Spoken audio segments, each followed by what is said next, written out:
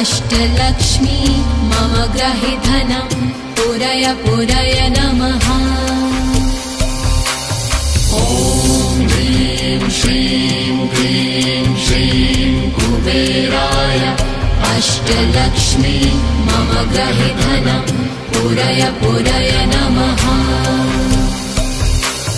ॐ ह्रीं श्रीं क्लीं श्रीं कुबेराय अष्टलक्ष्मी मम ग्रहे धनं पुरय पुरय नमः। ॐ ह्रीं श्रीं क्लीं श्रीं कुबेराय अष्टलक्ष्मी मम ग्रहे धनं पुरय पुरय नमः। ॐ